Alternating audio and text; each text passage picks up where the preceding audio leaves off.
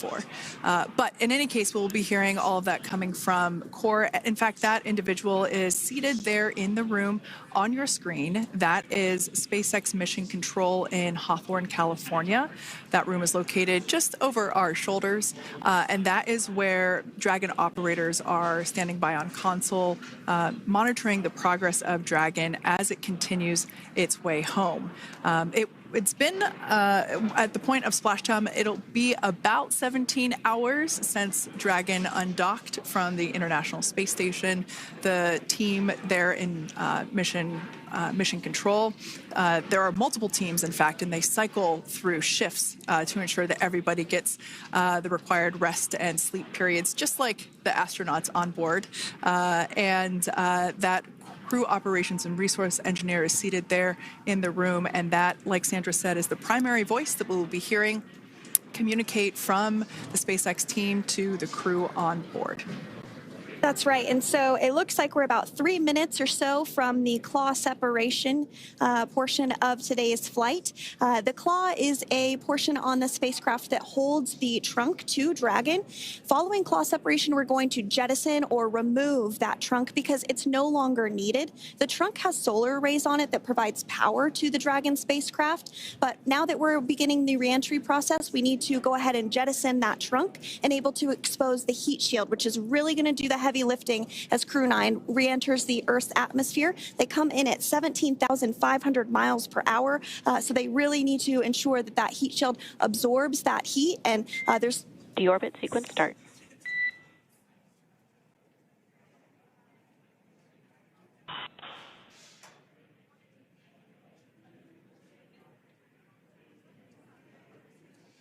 And so we did just get communications there that the deorbit sequence start has begun. So here in just a couple minutes from now, we expect to hear information or a call back about the claw separation having begun. And again, that kicks off that trunk separation portion that I was discussing to remove that, expose the heat shield, and then eventually we'll have the deorbit burn, and we'll continue to walk you through all of these milestones as we approach them ahead of our splashdown at 2:57 p.m. Pacific time this afternoon off the coast of Tallahassee, Florida. Yeah, we're very excited to bring the Crew 9 crew home. Sandra, we were talking about the trunk separation. That trunk is on a trajectory that will re-enter in the atmosphere and break up upon that re-entry. The heat shield itself is one of my favorite parts of the Dragon capsule. It is the workhorse of the re-entry phase. It will work to protect the Dragon capsule and the crew members on board during the re-entry phase as the temperatures outside of the capsule build up to, I believe, about 3,000 degrees Fahrenheit in excess of. And meanwhile, the interior of Dragon stays a very comfortable temperature. That heat shield does a lot of the work, and we'll see that plasma build up on the exterior of the capsule. As a result of the plasma that builds up, we will lose communications with the crew. This is known as loss of signal, or LOS. This is roughly a 10-minute period on average, even less than. I believe today it is probably about 6 or 7 minutes long. It kind of depends on the mission, and it happens for every Dragon capsule that re-enters the atmosphere. Due to that plasma buildup, we're not able to communicate or command the capsule, so we stand by while we wait to regain communication after we pass through that period of loss of signal and get what's known as AOS, or acquisition of signal. Continuing to stand by for claw separation, and then we'll look towards trunk separation. It'll be just about a minute or so after that. That happens pretty rapidly in succession. Some of our milestones will take a little bit longer throughout the day. For example, we will have a deorbit burn after that will take about 7.5 minutes and helps get Dragon set up in the right trajectory to splash down in the Gulf off the coast of Florida. So continuing to stand by for claw separation.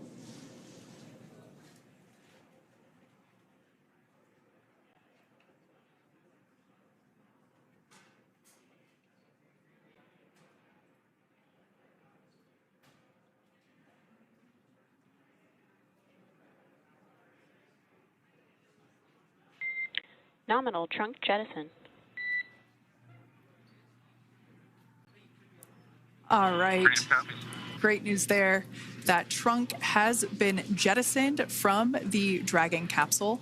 So the claw was separated. That's the mechanism that connects the telemetry and power between the Dragon capsule and the trunk.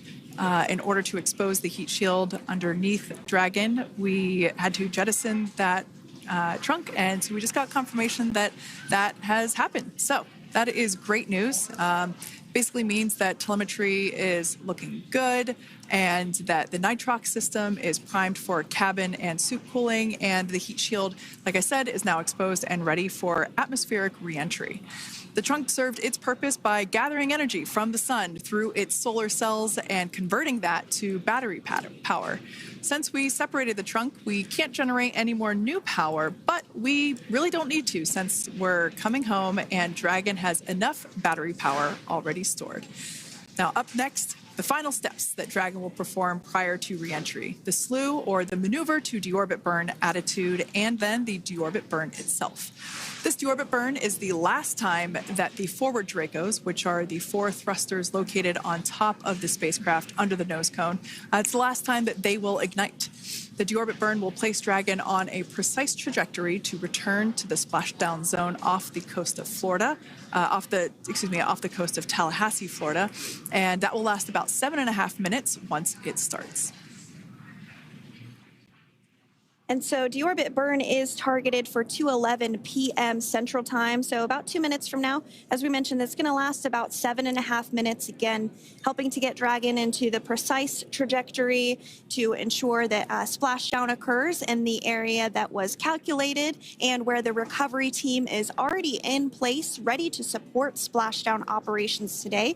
The recovery vessel Megan is the ship that is going to be utilized today, and we also have what is called fast boats that go out first to check the spacecraft and make sure everything is looking good before the recovery vessel Megan approaches. So that whole recovery process takes about an hour, I would say, from the time the crew splashes down to the time they're on the boat and the crew gets out of the capsule. And we'll continue to bring you live coverage through every step of the way today as Crew 9 returns home. Indeed. Now, let's take a little bit of a closer look at Dragon. One of the great things about being close to the space station is that we can use space station cameras to look at Dragon. But now that Dragon is on its way home, we don't have those external cameras. So here's an animation of what the capsule looks like. We've got the pressurized section, the capsule on the top, and the trunk, or the unpressurized section, on the bottom. That's where those solar panels that we manufacture in-house are located, soaking up the energy from the sun and turning it into power for the capsule. At the very top of the capsule is the nose cone. That is where the Dracos, the forward Dracos, are located. That nose cone is currently open, not closed like we saw in that animation. Once we get through the final maneuverings for the re-entry phase, we will close the nose cone capsule just before Dragon begins its atmospheric entry to protect that forward hatch there located along with those forward Dracos. So go ahead. Oh, that's right. I was going to mention that the nose cone does open shortly after launch, and it remains open the entire time that Dragon is docked to the International Space Station. So as an example for this particular spacecraft, Freedom, since September when it docked to the International Space Station, remains open that entire time, and here shortly it will close for the very first time since September. So quick recap of what Dragon has done in recent history here. We basically began preparations for re-entry known as the deorbit sequence. So Dragon released the trunk. As we said before, we separated the claw, we released the trunk. It next will slew to the deorbit burn attitude. Slew basically meaning maneuver, so it will position itself correctly to execute that deorbit burn. We want the heat shield side to be facing forward, or first, if you will. We want that to be the leading edge of the Dragon capsule, as that heat shield is meant to basically be an ablative material for the heat that it will incur. Once we complete that deorbit burn attitude slew. We will initiate the deorbit burn itself. That will last for several minutes, expecting that to be to start here any moment now, actually. And then it will go until about 2:18 p.m. Pacific time or 5:18 p.m. Eastern time. And I did hear confirmation that deorbit burn is underway. As we mentioned, it's about a 7.5-minute burn. So within the last 10 minutes, Dragon has jettisoned its trunk and initiated the deorbit burn just seconds ago. As mentioned earlier, for those operations, NASA and SpaceX closely coordinate with the United States Coast Guard to establish a safety zone to ensure public safety and for the safety of those involved in the recovery operations, as well as the crew on board the returning spacecraft. Multiple notices are issued to the mariners in advance of and during recovery operations, and Coast Guard patrol boats are deployed to discourage boaters from entering the splashdown zones. So we do want to stress to the public the need to respect this safety zone. Recovering a spacecraft from the water is a hazardous operation, and any other boats interfering increases the risk to not only the astronauts in Dragon, but the teams working to recover them from the water and the safety of those that may come too close. So for the safety of the crew, which you see there on your screen, your safety, we recommend you sit back and watch as we'll continue to bring you the best possible views of our astronauts' homecoming. Yeah, as I mentioned earlier, this deorbit burn is the last time that we will utilize our 4 forward Draco thrusters. Forward basically meaning at the top of the Dragon capsule. Dragon Freedom has not yet entered the Earth's atmosphere. This deorbit burn is what will line the vehicle up and put it on its final trajectory to the landing site right off the coast of Tallahassee, Florida. So basically, it is the last burn that the Dragon spacecraft executes and is what really locks it in for that precise landing. As you can see on your screen right now, Nick, Sunny, Butch, and Alexander are using their screens to keep tabs on the burn duration, the Draco firings, and trajectory details such as entry angle, spacecraft perigee, and how much distance remains until deorbit burn termination. As I mentioned earlier, Dragon is flying itself. So all the crew has to do is stay strapped into their seats and keep tabs on things. Although I must say, if I had one of those window seats, it would be pretty difficult to restrain myself. Now, with Nick, Sunny, Butch, and Alexander ready to deorbit and splash down back on Earth, they will be heading to one of 8 targeted sites supported by SpaceX and NASA. All of these sites are located off the coast of Florida, either in the Gulf of America or the Atlantic Ocean. Spreading the supported sites across multiple locations helps maximize the return opportunities for this mission and future crews, lowering the chance that we'll have to wave off due to bad weather. For those of you following along, you'll know that today's splashdown marks our final Dragon recovery on the East Coast. After 6 great years of successful recovery operations off the East Coast, we'll be moving all Dragon recovery operations back to the West Coast. And as always, NASA and SpaceX jointly select our splashdown location. And for today, the prime recovery site is off the coast of Tallahassee, Florida. The selection process works with a lot of different variables, including the space station's orbital trajectory or path that it follows, what landing sites are available and have favorable weather, how much free flight capability Dragon has for the trip home, and the sleep schedules for the returning crew members, as well as, of course, the big one, the weather. We'll start with calculating daily return options based off of the space station's current orbit and Dragon's capabilities to maneuver and line up for re-entry.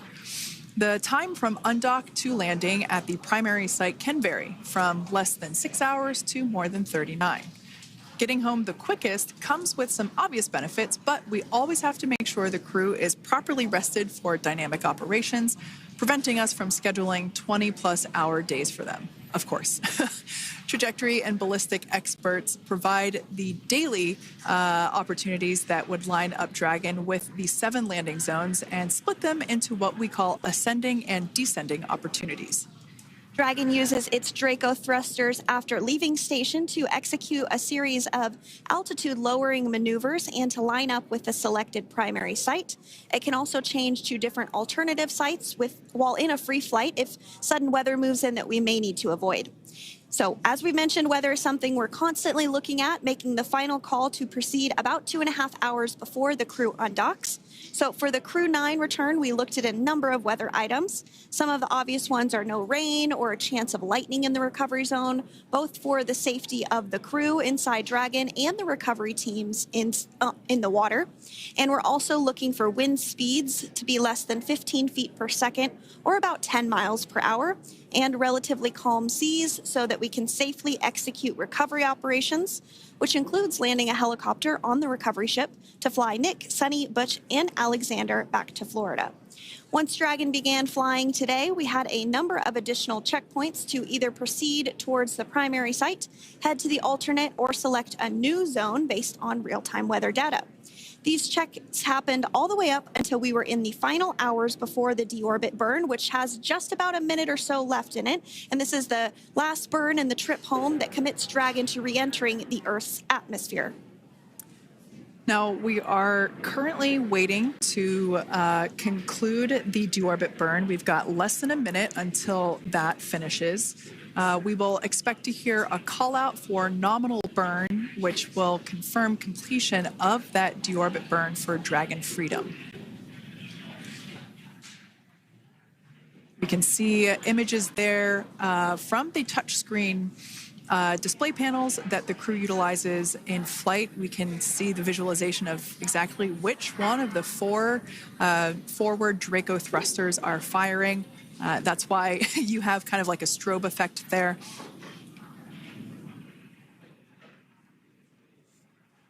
And if you're just joining us, you are looking at live views of the Dragon Freedom. On your left is Commander of Crew 9, Nick Hague. To his right is Roscosmos cosmonaut Alexander Grabenkin. And also in Gorbunov, excuse me, that is Alexander Gorbunov. And then also in the capsule today is NASA astronauts Sunny Williams and Butch Wilmore.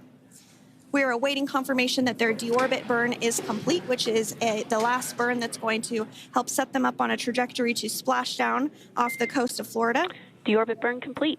Performance nominal. Nose cone closure initiated. Freedom copies. All right, excellent news there. We heard the words we were looking for, nominal burn. So that means that that deorbit burn was successful and nominal, meaning as expected. And we're now beginning to close the nose cone in preparation for atmospheric reentry.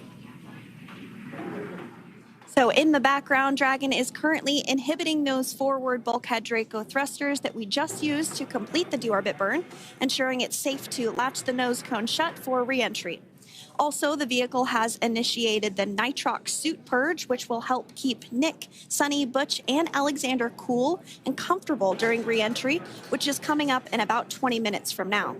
At this point, the nose cone is closing and protecting the forward hatch for reentry, and the crew are using their screens to continue to monitor the locking of the nose cone, which is done by a set of hooks. And as we mentioned earlier, that nose cone has remained open since September, so this is the first time it's closing in a few months. Yeah, that's absolutely right. Now, we will be expecting, as I mentioned before, an entry brief from SpaceX Core. Again, that's the crew operations resource engineer who is seated in that room that you see there on your screen. That entry brief will provide updated times for anticipated splashdown as well as the loss of signal or period of LOS. And that briefing will also give us information such as wind speed and wave height at the expected splashdown location. But all in all, everything has been great today. All events have been executed on time as expected, and we are looking forward to a splashdown of the Crew 9 crew at about 5:57 p.m. Eastern Time, or 2:57 p.m. Pacific time. Between now and then, things are going to start moving quite quickly. In fact, if anything, this will have seemed like the slower part of the reentry phase. We're going to go through, like I said, that period of loss of signal, or LOS. That period is a few minutes long where we are unable to communicate or command the capsule due to the plasma that builds up on the exterior of the capsule. That period, like I said, lasts for a couple minutes. You will start to hear SpaceX Core hail the Crew 9 crew a little bit earlier than expected, because we, in the past, have actually regained communications a couple minutes earlier than initially anticipated. So we'll go through that period of loss of signal, that entry period, that specifically when the Dragon spacecraft is re-entering through the atmosphere. Approximately at about 18,000 feet, when the capsule is traveling at 350 miles per hour, we will see our first views of parachutes for the day. It's one of my favorite moments of return sequences, is when we get to see the drogue parachutes. We'll see the drogues come out. Those drogues will help slow the vehicle down to about 119 miles per hour. And then that is when the main parachutes will come out from the Dragon spacecraft, and then ultimately end in splashdown. And we are hearing confirmation that the nose cone is closed and everything was nominal or as expected with that closure. So as we begin the second half of entry, Dragon is now beginning to inject cooled nitrox into the air being delivered to the spacesuits worn by Nick, Sunny, Butch, and Alexander.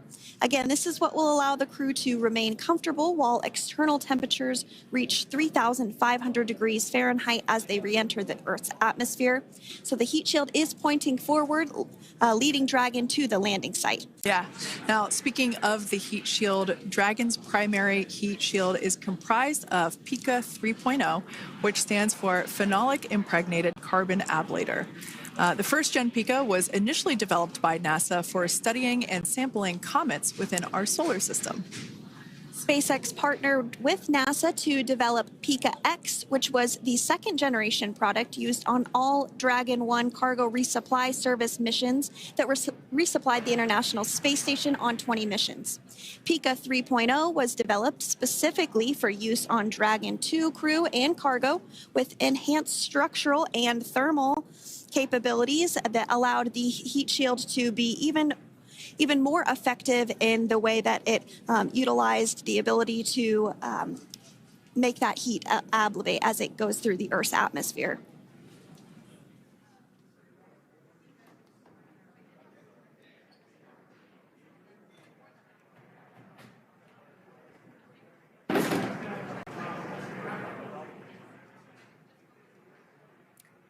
The remainder of Dragon is composed primarily of a SpaceX proprietary ablative material. It's another class of thermal protection which is lighter weight versus Pika and protects the underlying composite structure during reentry to ensure the structural capabilities are maintained.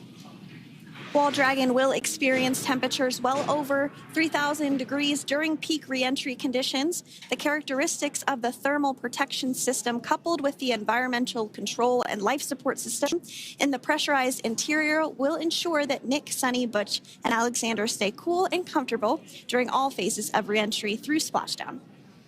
Now, if you've just recently joined us, we hope to regain views of our crew members inside Dragon Freedom, but we don't have those available at the moment due to ground station coverage. So we will bring those back to you as soon as we can. Now, after Dragon Freedom has re-entered the Earth's atmosphere, a series of parachutes will deploy to slow the crew's descent. First will be the 2 drogue parachutes, followed by the 4 main parachutes, and those will guide Dragon to its first contact with Earth since it launched back in September. Dragon will automatically deploy these parachutes when different pressure and positioning sensors on the spacecraft detect that they're at the right speed and altitude. Vehicle velocity at drogue deploy is approximately 350 miles per hour, and they deploy at about 18,000 feet. Now, when the vehicle velocity at main deploy is approximately 119 miles per hour, and they deploy at about 6,500 feet. When Dragon splashes down in the water, the vehicle velocity will be about 16 miles per hour, so you can really see how those parachutes help to slow down the crew inside the capsule. The highest G load the crew is expected to experience today is about 3 to 5 Gs.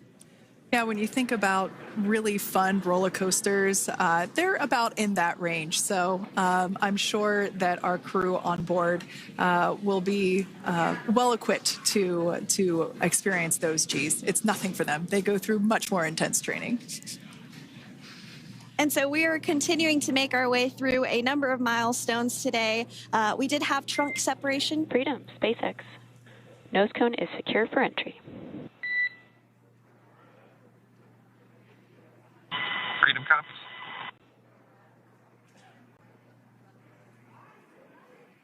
All right, great news there. That tells us that the final physical configuration change for Dragon is complete. We have closed that nose cone. This is the last physical change that Dragon undergoes prior to re-entering the Earth's atmosphere. It's important that that nose cone is completely closed because underneath it is not only where the 4 forward Draco thrusters are located, but it's also because that is where the forward hatch is located. That is the hatch that is utilized for the crew to ingress and egress from the station while it is docked on board. And since our capsules are flight proven and we reuse them on future space flights, we want to make sure that all of the integrity of that hardware remains intact. So that nose cone is successfully closed, and we're going to start moving pretty quickly here. As I mentioned before, we'll go through loss of signal. We'll get that signal back several minutes later, and then we'll see the parachute action. Yep, and then that's all ahead of splashdown off the coast of Florida. We're targeting Tallahassee as our splashdown zone today at 2:57 p.m. Pacific time this afternoon. Now, you did mention the call to the crew. They'll do some additional calculations following that burn and potentially let us know if that splashdown time has changed at all. But right now, we are continuing to target 2:57 p.m. And you can see there on your screen a path of where Dragon will be re-entering today. So if you are in the southern tip of Mexico, you might have the opportunity to see Dragon. Because it's a daytime splashdown, you probably won't have too great of views, but potentially you'll have the opportunity to get a glimpse of it there. Once again, Dragon operators, they're monitoring the progress of Dragon through this re-entry phase. That is SpaceX Mission Control, located here in Hawthorne, California. That is also where the crew operations and resource engineer is seated. That person is the voice that we have heard multiple times and will continue to hear as the primary point of contact to the crew on board Dragon Freedom. We will also hear the voice of Commander Nick Hague. Basically, after we hear the Corps communicate something, we will hear Nick Hague indicate that they copy, that they heard the message well, some sort of recognition that the message was received. And if you joined us yesterday for our coverage during the undocking, we were communicating through something that's called a big loop. We do that when we're in integrated operations with the International Freedom, SpaceX, for entry sequence. Report when ready to copy. Ready to copy. All right, I've got some updated times for you. Our comm blackout start time is 2144. Our comm blackout end time is 2151, and our splashdown time is the same per your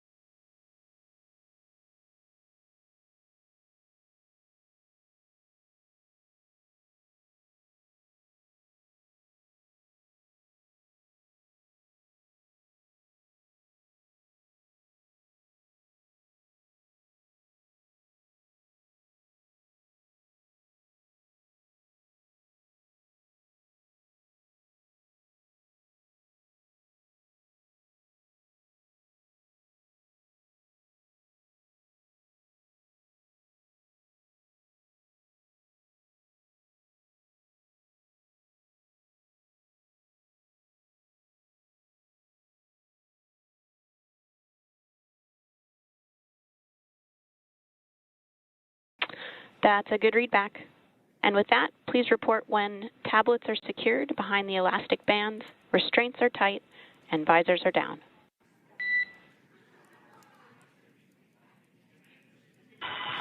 And copy, woke up.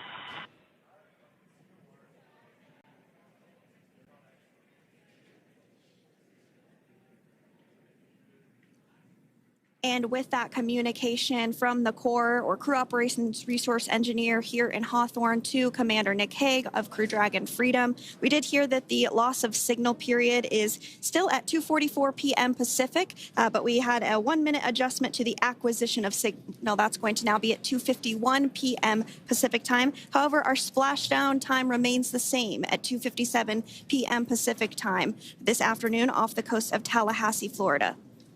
So all good news there as Dragon continues to make its way home with the Crew 9 crew. As we've mentioned before, we are splashing down on the Gulf Coast. We have ability to splash down on either side of Florida, but the location site just outside of Tallahassee, Florida is the site that was selected today due to best recovery conditions. And as Sandra mentioned before, weather is always a watch item, but everything is looking great for that particular recovery location. So I'm sure once we start getting views from the recovery vessel, I have a feeling it's going to be a pretty beautiful afternoon. And we did mention that, of course, this is a daylight splashdown, so we should be getting some great views. We do have a couple of spacecraft called the WB-57, which are high-altitude planes that NASA utilizes during splashdown operations. Those are en route and going to be tracking the capsule as it makes its way through the atmosphere and should be providing some good views for us. Kate and I were just chatting about how we haven't had a daytime splashdown in a little while, so we're looking forward to the views along with you. Yeah. Nighttime views are also great because we can see that capsule streaking through the night sky quite brightly. So like Sandra, you said earlier, daylight will be a little bit less bright, but we will definitely be able to see the SpaceX recovery team operations much clearer. I could also imagine it's probably a little bit easier for the team themselves to do their work in daytime than at nighttime. We'll see them rush in really quickly with a couple of fast boats as they begin the initial safety checks and sweeps of the Dragon capsule, while also retrieving the parachutes from the surface of the ocean. The recovery vessel, the main recovery vessel, will continue to make its way closer to the Dragon capsule. It is stationed a couple miles away from the actual recovery location, the splashdown location, for obvious safety purposes. So it takes a little while for that vessel to make its way over, but once it's closer, we'll have even better views of those recovery operations. And you may be wondering why sometimes we splash down in the daytime versus the nighttime. And believe me, we would all love for these operations to happen during regular daytime working hours. But unfortunately, orbital mechanics just doesn't quite work out that way. So it has to deal with the location of the International Space Station, as well as where the splashdown zone is on Earth and that trajectory, as well as the phasing. So as we mentioned earlier, sometimes we have phasing as short as 6 hours, sometimes in excess of 30+ hours. It just depends on where the targeted area is that the capsule is going to splash down. So today's phasing has been 17 hours since undocking occurred at 10:05 p.m. Pacific yesterday evening for us here in Hawthorne.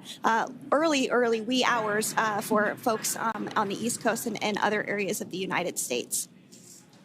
Yeah, but regardless of whether it's daytime or nighttime, the SpaceX recovery team has trained and practiced and rehearsed for it all. So regardless of daylight, they are really efficient with those operations. And but like you said, Sandra, it has been a minute since we have seen a daytime splashdown on a NASA SpaceX crew mission. The last daytime recovery was on Crew 4, which was the debut flight for the capsule flying today, the spacecraft known as Dragon Freedom. And so, yeah, kind of a fun fact there in terms of the timing of that daylight splashdowns.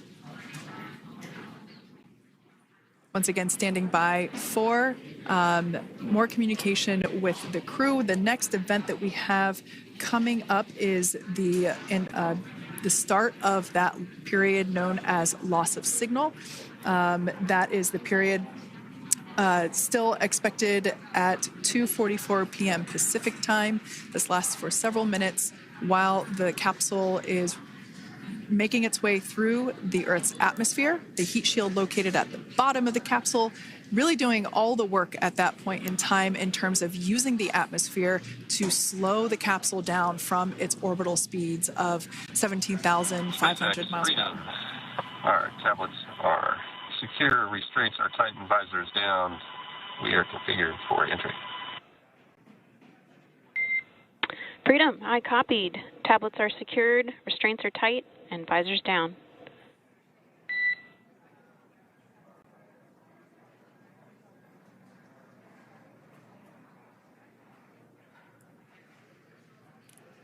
All right, great news there in terms of continuing to make progress. That back and forth communication we heard was just letting Core know that per their instructions, Crew 9 has now put away everything that was necessary in order to begin the re-entry, including those tablets that were located on their legs. Those are now stowed away.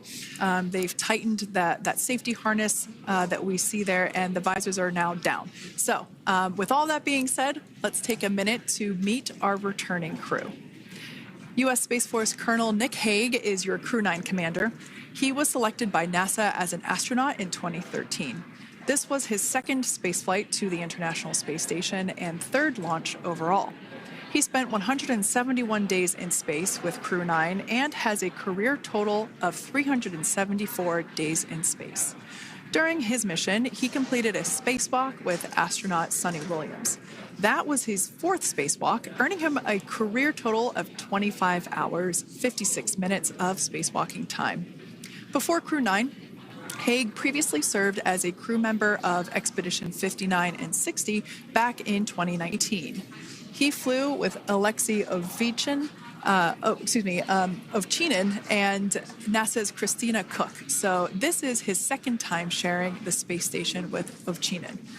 The Kansas native is a test pilot and distinguished graduate of the United States Air Force Academy. Nick spent 5 months in Iraq in support of Operation Iraqi Freedom. He voluntarily transferred from the United States Air Force to U.S. Space Force in 2021 and is an active colonel. His wife, Katie, is a retired U.S. Air Force colonel, and they have 2 sons. NASA astronaut Suni Williams is a mission specialist for Crew 9. This was her third visit to the International Space Station. She originally launched aboard Boeing Starliner spacecraft and arrived at the space station on June 6th. Following the agency's decision to return Starliner uncrewed, she became an Expedition 71 and 72 crew member, where she logged 286 days in space on this mission. But Suni has a total of 608 days in space, the second most time in space by a U.S. astronaut. 5 minutes until predicted comm blackout. We'll see you on the other side at 21:51.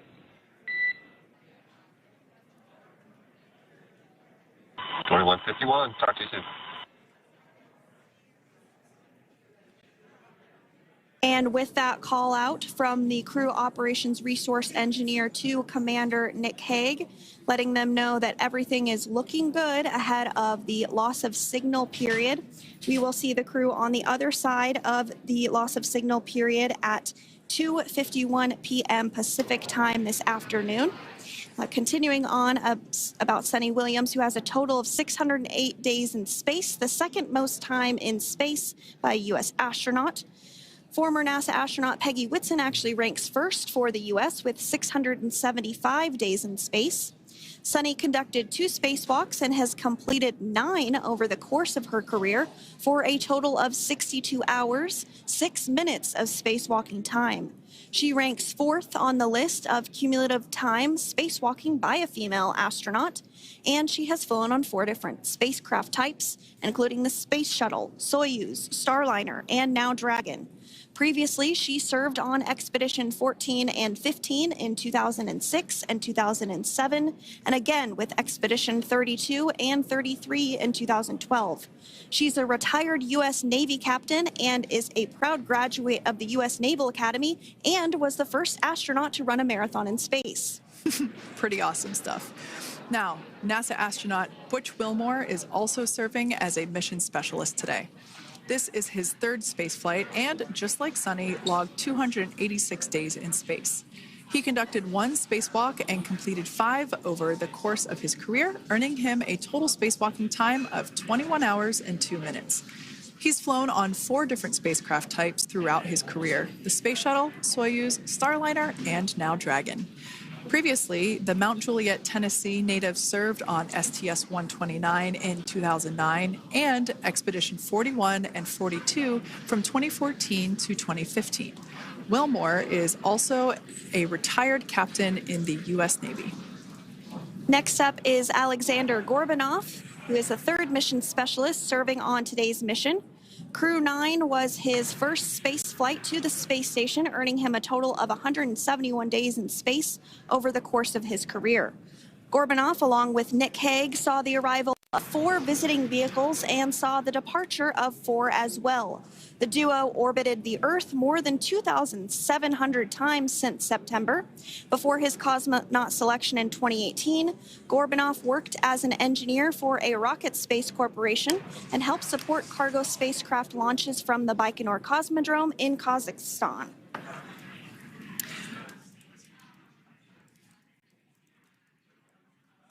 So if you are just joining us, we are continuing to bring you live coverage of Crew 9's return to Earth following their mission aboard the International Space Station, where they completed science and research investigations.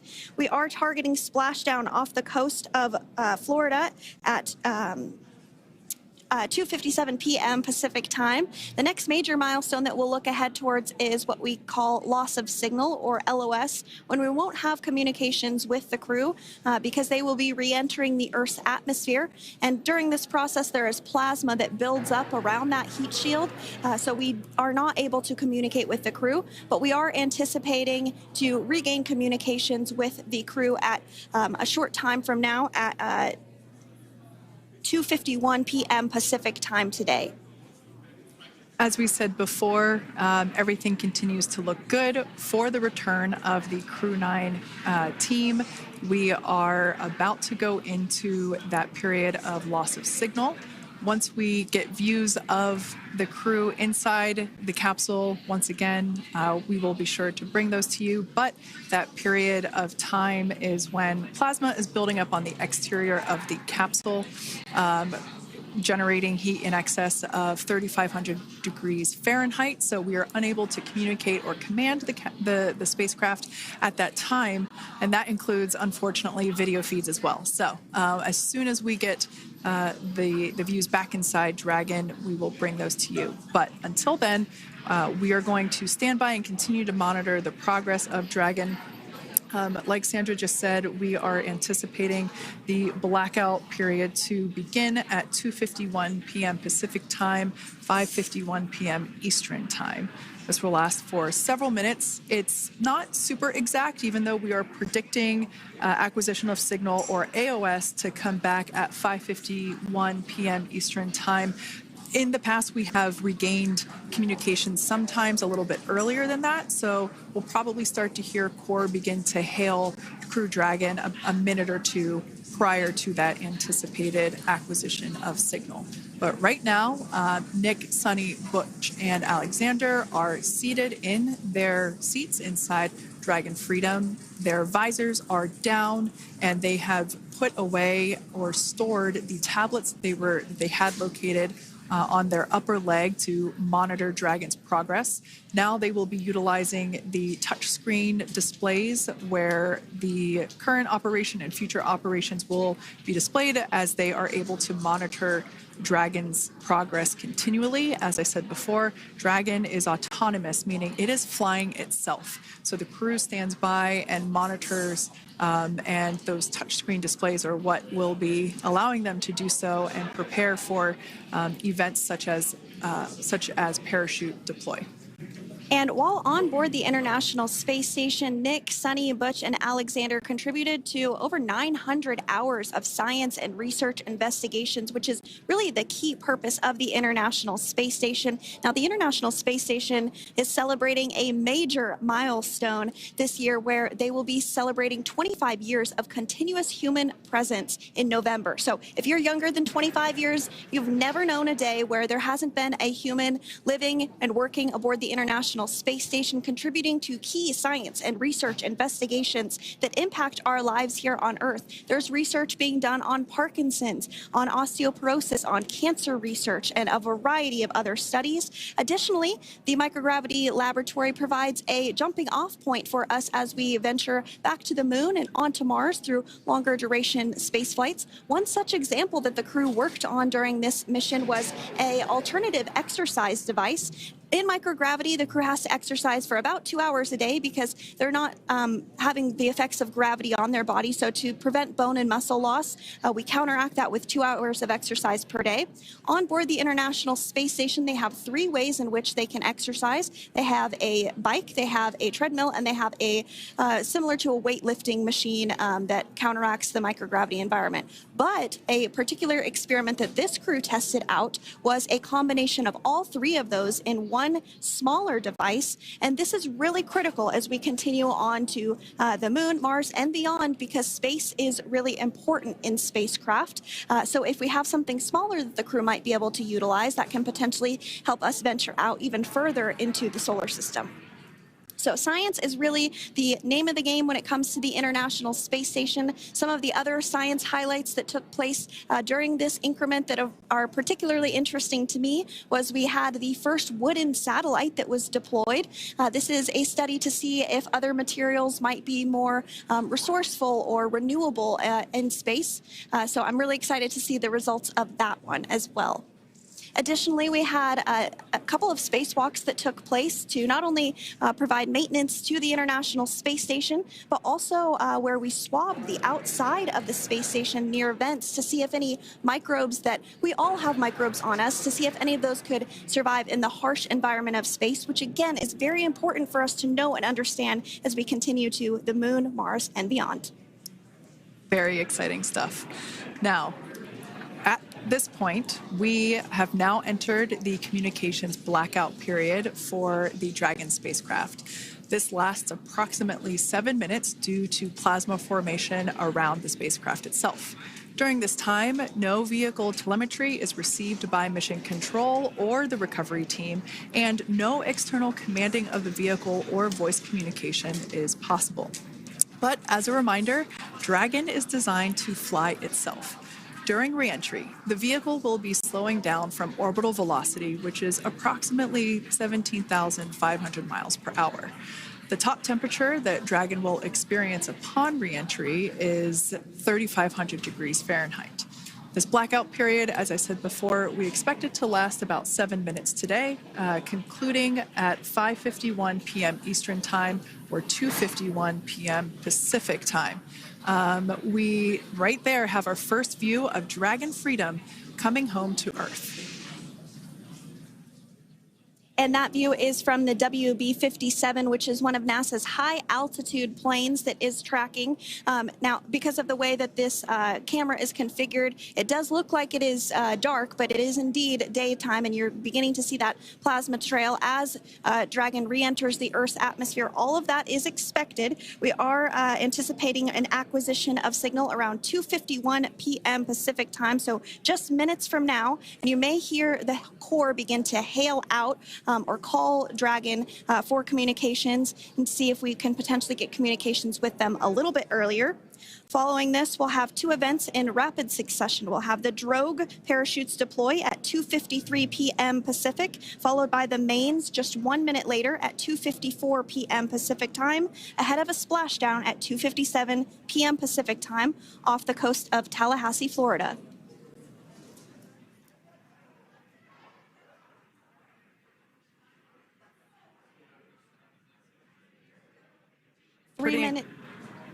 Pretty incredible views of the Dragon spacecraft making its way home back to planet Earth with the Crew 9 astronauts on board.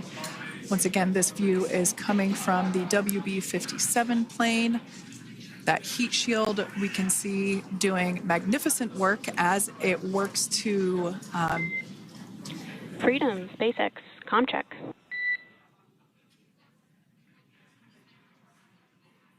All right, we're going to start hearing the SpaceX Crew Operations Resource Engineer. SpaceX Freedom is with you. 4.16. Enjoying the ride. Copy that, Freedom. Great news there from Commander Nick Hague reporting back. We see a healthy flight computer. Expect automated chute deployment. Freedom copies. Like we said before, things moving very quickly as Dragon Freedom makes its way home.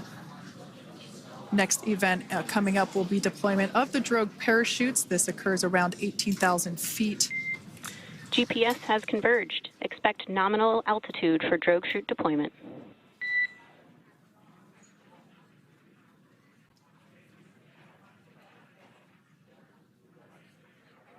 We're about 2 minutes away from deployment of those drogue parachutes. Now the heat shield is continuing to work to slow the vehicle down. That entry period, the Dragon spacecraft went from orbital velocity about 17,500 miles per hour down to about 350 miles per hour. So that really gives you a sense of why that plasma builds up on the exterior of the capsule, thanks to the heat shield and the work that it does. Those drogue parachutes will slow it down from 350 to about 119 miles per hour. We can see 15 kilometers. Brace for drogue window. We can see seat rotation happening inside the capsule. Great to get those first views of our crew members. Once again, the capsules are going about 350 miles per hour when the drogues are deployed. Those drogue parachutes that we manufacture here in-house are going to slow the spacecraft down to 119 miles per hour. And that is when we will see the main parachutes deploy, and that occurs about 6,000 feet above the ocean's surface.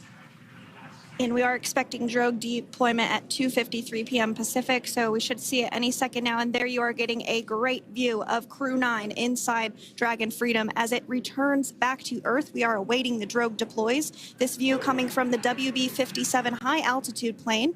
And there you see it on your screen, drogue deployment. Drogue descent rate nominal.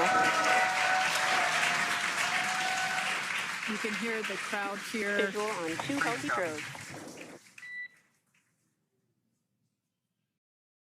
Crowd here very excited as Dragon Freedom continues to make its way back to planet Earth.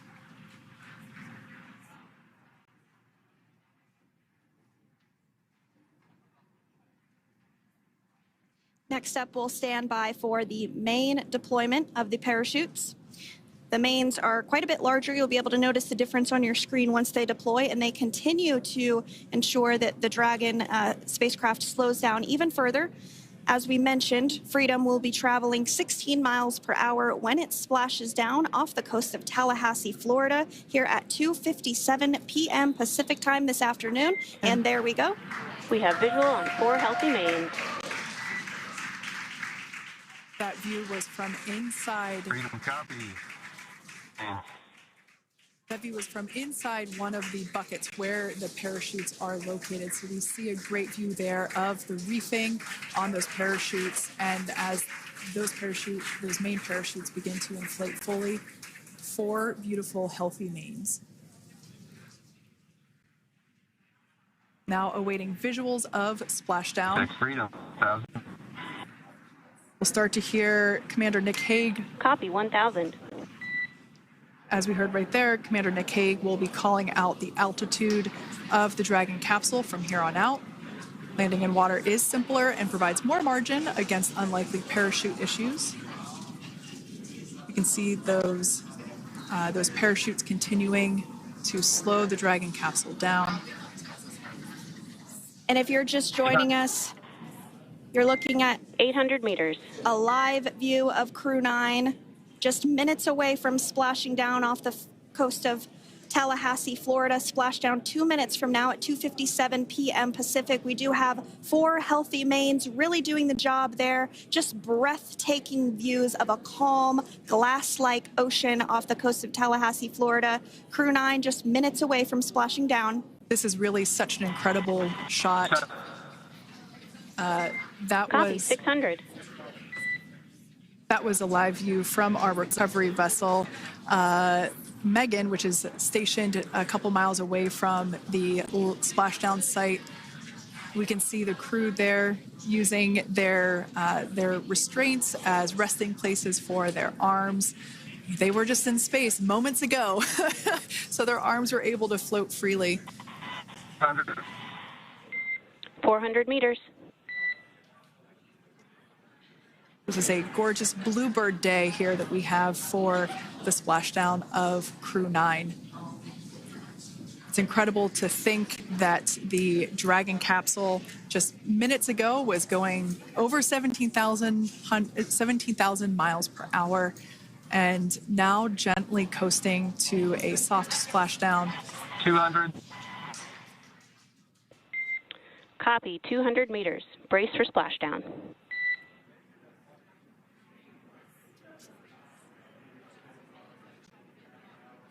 As you can see there on your screen, continuing to monitor progress of the Dragon spacecraft.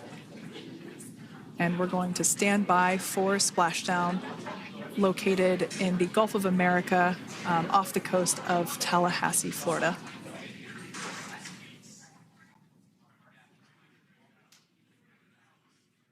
And splashdown. Crew 9 back on Earth.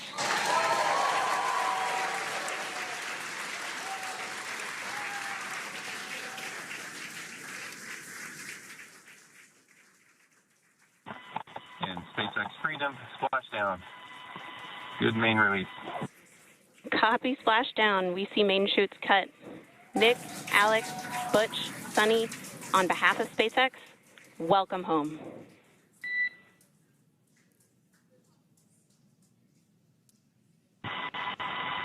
It is an amazing, what a ride. I see a capsule full of grins ear to ear.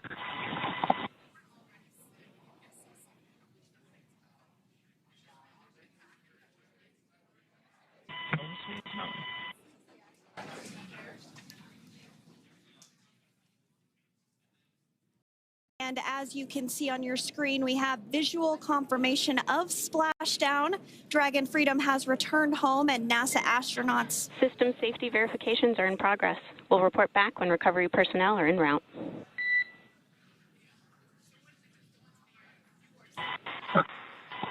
Understand.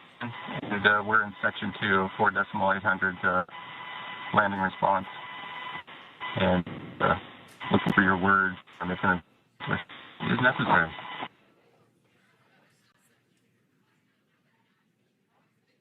In the distance, we can see the recovery vessel making its way.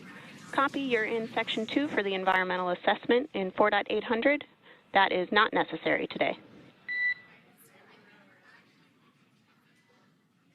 Understand. Raising visor. So we will continue to have communications between the Corps and Nick Hague, the commander of Crew Dragon Freedom, which just splashed down 2 minutes ago off the coast of Tallahassee, Florida. Dragon Freedom has returned home with NASA astronauts Nick Hague, Sunny Williams, Butch Wilmore, and Roscosmos cosmonaut Alexander Gorbunov. They're back on Earth after approximately 17 hours of a return journey from space. The SpaceX recovery ship and team have been waiting for Dragon's splashdown, and they will now make their way to the splashdown location. The teams have been ready and waiting about 3 nautical miles away, so it's going to take them about 30 minutes or so to make their way and to SpaceX Freedom. Pretty sure we're in stable 1. Copy, stable 1. We see the same. It's going to take about 30 minutes for the recovery team to make their way over to Nick, Sunny, Butch, and Alexander, who are still seated and secured inside that Dragon spacecraft there on your screen. Incredible views there of that thermal protection system, or TPS. That Dragon capsule was pristine, white color before it departed the station, and we can see how the reentry phase, the thermal protection system did its job. Now, if you're wondering what that hole, that like bucket area is, that is underneath the side hatch. That is where the main parachutes were stored. So when we saw the Dragon capsule docked at station, it looked very different. The panel that protects and covers the main parachutes, that was still intact, as well as the panels that enclose where the drogue parachutes are located. We can see those fast Freedom. boats. SpaceX is go for recovery personnel to approach. Expect personnel alongside in the next few minutes. Freedom copies. We can see those fast boats. We weren't kidding when we said they were fast. While it does take about 30 minutes for the main recovery vessel to make its way over to the capsule, these fast boats will be doing a couple of things simultaneously. A couple of them are going to be working to retrieve the parachutes that you see in the background there of this drone shot. Those parachutes will be retrieved from the ocean surface. We want to make sure we are able to pull those out. The recovery vessel there closest to the spacecraft is going to be performing some safety checks. We can see there they're using an instrument that is basically working to detect if there are any hypergolic vapors or fumes that are still residing in and or around the Draco thruster nozzles or outlets. The hypergolic fuel, which is necessary for on-orbit burns to maneuver the spacecraft. Unfortunately, those hypergolics are unable to be breathed. They are toxic, and so this team here is doing those initial safety checks to make sure that it is safe for the rest of the recovery team to approach the spacecraft. They're also checking to make sure that any residuals from the pyros are safe and are not going to cause any issues. We can see the team working their way around the spacecraft to do these basically these sniff tests on all of those Draco thrusters. And as we continue to await the recovery of our Dragon spacecraft with NASA astronauts Nick Hague, Sunny Williams, Butch Wilmore, and Roscosmos cosmonaut Alexander Gorbanov inside, Dragon has autonomously completed several steps to safe itself following splashdown. We are continuing to see Dragon in what is known as stable 1 configuration. That's kind of the ideal configuration following splashdown. It's upright, and the Dragon capsule is in the right configuration for it to be hoisted into the recovery vessel Megan, which you do see a little ways off in your screen approaching.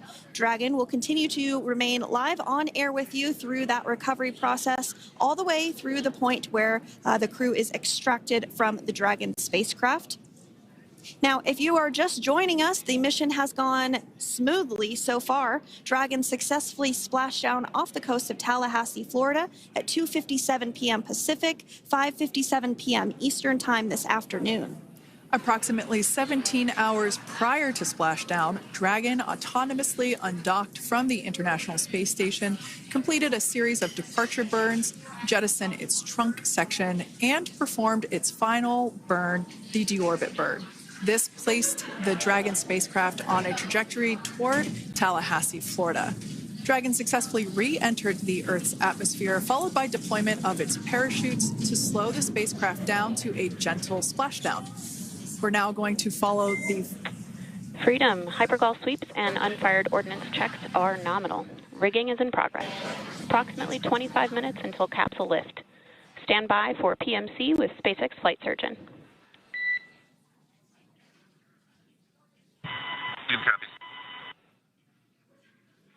And so what we did just hear there was communications that those hypergol checks were complete. They didn't find any of that upon those checks, so we'll continue to move through the timeline. Next up is a process called rigging, which you see happening right now on your screen. This is when a SpaceX recovery personnel actually works to climb aboard the capsule and work through procedures ahead of lifting onto the nest of the recovery vessel Megan. We heard it's going to be about 25 minutes or so until that lift actually takes place.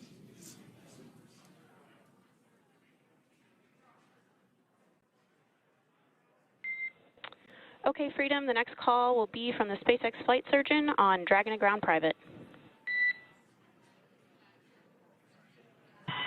Understand. Thank you. Callouts there indicating that the crew will have the opportunity to do a quick check-in with the SpaceX flight surgeon. This is standard procedure for every Dragon spacecraft when it returns to Earth. It's just an initial check-in, make sure everybody is doing okay. They will also have another check-in with the flight surgeon once they are on board that recovery vessel that you see there in the background. We can now see that SpaceX recovery team member they're on top of the Dragon spacecraft. They are going to be working to install plugs in the Draco thrusters to ensure that none of those, and to ensure that no more hypergolic fumes or vapors come out from the spacecraft. They'll also place harnessing around the spacecraft that are required in order to lift it out of the water. Go ahead, Sandra. Continuing to get some views of the recovery personnel, both the main recovery vessel Megan, as well as some of those fast boats that we've discussed previously. It looks like just a beautiful day there out off the coast of Tallahassee, Florida. Weather was pristine. We were able to get undocked from the International Space Station as expected at 10:05 p.m. Pacific time yesterday evening, and Crew Dragon has since completed steps ahead of its splashdown at 2:57 p.m. Pacific, and we're now stepping through procedures to get Dragon hoisted up onto the Megan recovery vessel and get the crew extracted out of the spacecraft. And you did see some of the parachutes that were near the spacecraft. Upon detection of landing, Dragon automatically releases those main parachutes to prevent wind from pulling the spacecraft. Dragon then automatically safes any pyrotechnics that may still be present on the vehicle and may automatically perform additional minor system reconfigurations. The astronauts will remain seated and in their suits at this point, but the onboard air conditioning keeps things temperature controlled inside the spacecraft so the crew remains comfortable, and the communication systems. Freedom, SpaceX, ComCheck. SpaceX, this is Freedom. We have loud and clear. Copy that, Freedom. Have you loud and clear as well, and Dragon to Ground is no longer private. Understand, thank you. As we saw there on the screen, we have a couple of fast boats in the recovery fleet that have quickly moved into the splashdown location. They are being followed by one of the main recovery vessels, which will move into position upwind of the spacecraft. The two fast boats have very specific roles. Excuse me. The first approach is focused on immediate safety inspection, as we saw. They do this for spacecraft integrity and checking for any presence of those hypergolic propellant vapors. And this ensures that it is safe for the recovery vessel to approach Dragon. Once Dragon is cleared for full approach, as we heard is the case today, the team begins rigging the spacecraft for water recovery by the recovery ship. The second fast boat is responsible for parachute recovery and also serves as a redundant boat to the first one that makes the initial approach to the Dragon spacecraft. As we saw a little bit earlier, we were also able to see one of the recovery team members get on a jet ski to help gather up the parachutes that were automatically detached from the Dragon spacecraft upon splashdown. And it will take a little over 10 minutes for the recovery crew to complete their safety checks. Once they complete, the team will begin preparing Dragon to be lifted, and as you see, they are preparing for that to take place at this point. As part of the preparation for this lift, one member of the recovery team has climbed on top of the spacecraft already so they can attach Dragon's hoist rings and connect to the lifting lines. It will take us less than an hour to raise Dragon to the recovery boat and remove the crew from the spacecraft.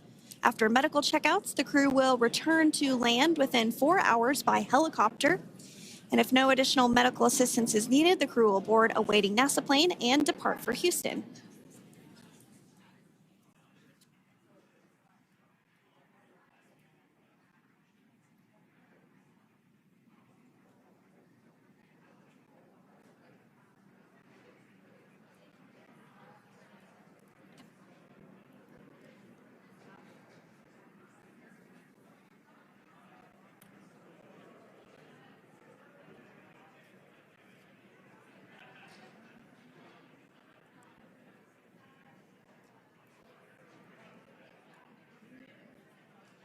And as we continue to await Dragon to be hoisted up onto the ship, we have a very special treat. NASA Public Affairs Officer Jaden Jennings, who is actually on the recovery vessel and had a bird's eye view of the splashdown today. Jaden, how are you? How was the view from the recovery vessel? Hi, Sandra. How do you hear me? I've got you loud and clear, Jaden. It's so great to hear you. Awesome. So splashdown, Sandra, was nothing short of be advised. spectacular. We are transitioning the forward link. Comm will be unavailable for approximately 5 minutes. Freedom compass.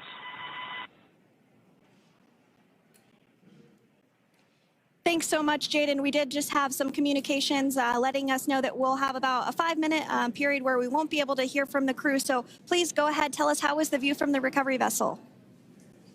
Absolutely. Yeah, I was mentioning earlier, splashdown was nothing short of spectacular. And we were stationed about 1.5 nautical miles away from the splashdown zone and had great visuals here on the recovery vessel Megan. We actually saw a little of the smoke trail as the spacecraft was coming in, and then moments later we spotted those drogue chutes, and this was quickly followed by 4 healthy white and orange main parachutes.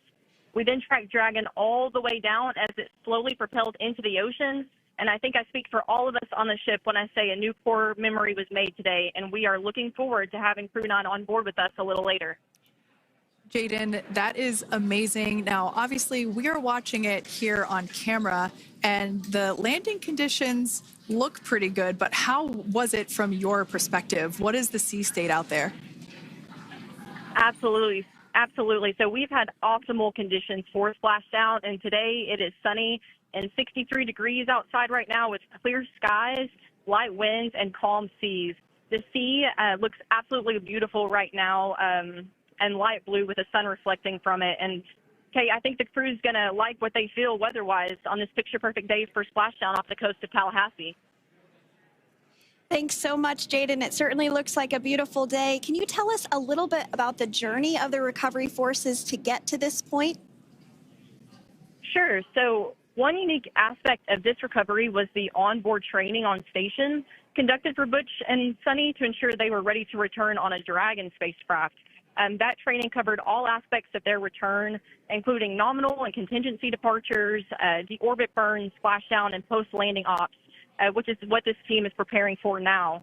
As for the recovery teams themselves, we started the day taking a series of helicopters out to the vessel.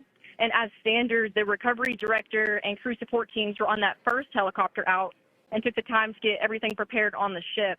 About 2 hours before splashdown, they deployed those fast boats and jet skis into the water. I was actually on the second helicopter out, and we were on the vessel about an hour and a half before splashdown and landed on top of the helicopter pad on the Megan.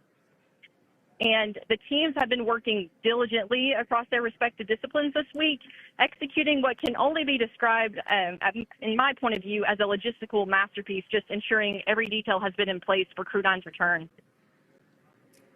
That is such great news. I'm so glad that you're able there to experience it in person. Now, can you tell us a little bit about what's next to retrieve the crew for the recovery personnel on board?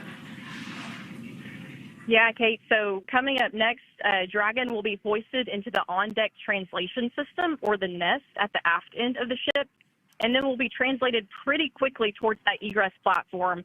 We'll perform another series of safety checks as final precautionary measures just to make sure there are no hypergolic vapors present before opening that side hatch. And then once that side hatch of the spacecraft is open, the crew will be assisted out of the capsule one by one from NASA and SpaceX. Freedom, SpaceX, ComCheck. Freedom's got you loud and clear. Thanks, Nick. I've got you loud and clear as well. We have completed our forward link transition. Copy.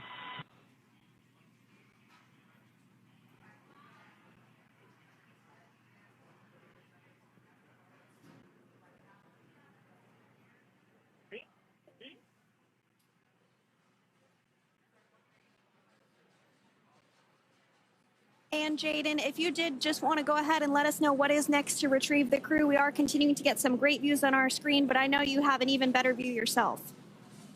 Oh, yeah, Sandra, this view is absolutely unbeatable. So just to kind of finish off what I was saying is once that side hatch of the spacecraft is open, that crew will be assisted out of the capsule one by one from NASA and SpaceX medical personnel, where they will then head to the med bay. And after those medical checks, they will get on that first helicopter out and arrive at the airport, where they will then board a NASA plane and then head back to Houston, Texas at the Johnson Space Center to begin their post-flight period. And we're eager to see the Crew 9 astronauts back on Earth, and we'll keep you updated on every moment of this process. With that, I'll toss it back over to you guys in Hawthorne. Thank you so much. That was Jaden Jennings, NASA Public Affairs Officer, who watched Freedom splash down firsthand from the recovery vessel. Megan, thanks so much, Jaden. So we are continuing to get these great views on our screen here of Freedom. As we mentioned, it splashed down at 2:57 p.m.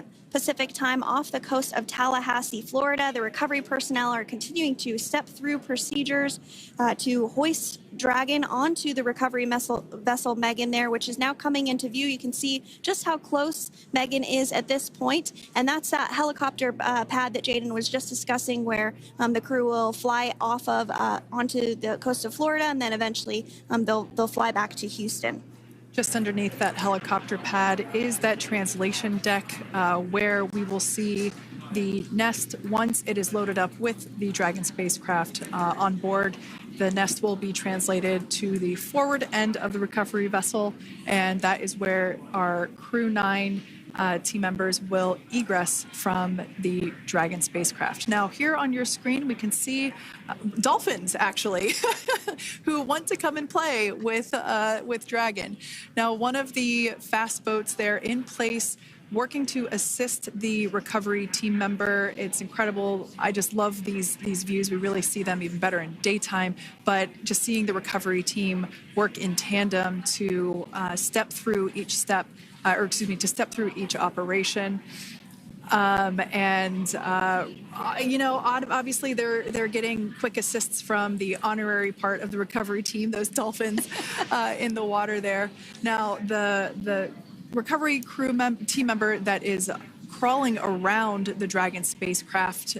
Earlier, we saw a view where it was like a spider monkey pose.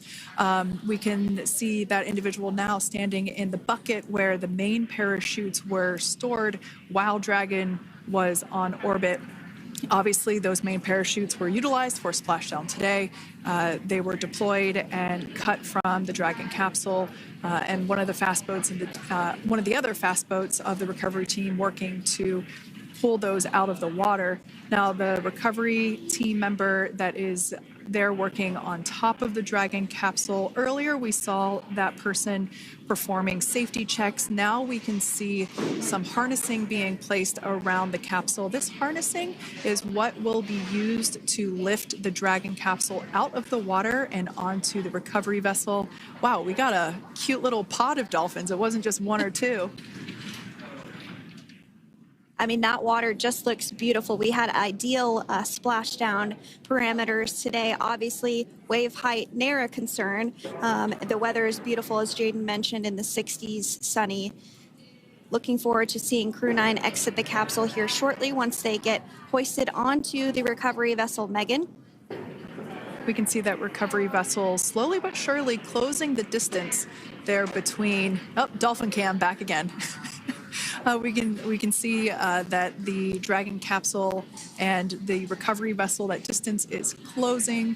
Again, this is just one more step as we continue to work recovery operations for Dragon Freedom, and we anticipate the lift of the Dragon capsule to occur here in just a few minutes.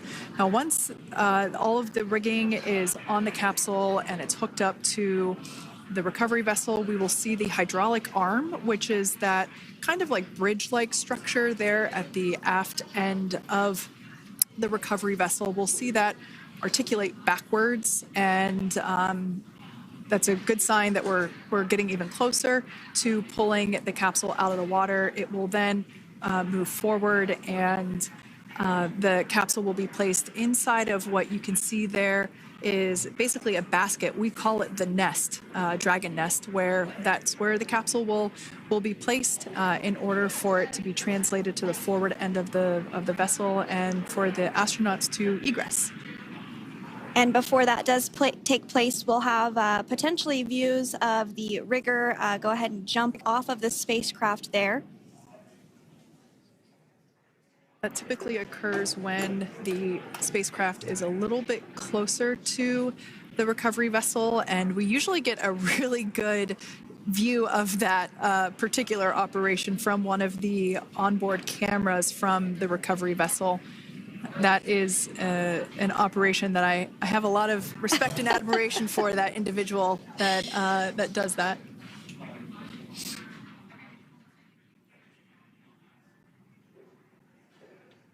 So again, Dragon continuing to get closer and closer to the recovery vessel, Megan. You see some of those ropes now coming into view as well. If you are just joining us, Crew 9 splashed down off the coast of Tallahassee, Florida at 2:57 p.m. Pacific time with NASA astronauts Nick Hague, Butch Wilmore, Sunny Williams, and Roscosmos cosmonaut Alexander Gorbanov. They're now working through procedures to hoist this spacecraft up onto the recovery vessel Megan. We just saw that hydraulic arm get lowered into the lifting position. That arm will be the mechanism that is utilized to lift Dragon up and out of the water and into the nest located there at the aft end of the recovery vessel. And the recovery vessel being used today is, as we mentioned multiple times, is named Megan, but that's actually after NASA astronaut Megan McArthur, who flew on Crew 2 a couple of years ago.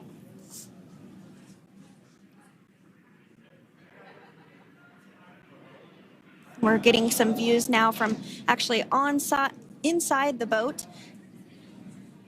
Yeah, you're exactly right. This view is straight down the recovery vessel. That platform that was closest to the camera, that is the egress platform. Freedom, rigging is almost complete. Approximately 5 minutes until capsule lift. Great news there from SpaceX Core. So about 5 minutes left until we see Dragon Freedom get lifted out of the water. That hydraulic arm, as I said before, is the mechanism that will lift it. It's quite swift, actually, the whole process of getting the spacecraft. Brace for capsule lift. Bracing. There it goes, Dragon Freedom being lifted out of the water and onto our recovery vessel, Megan.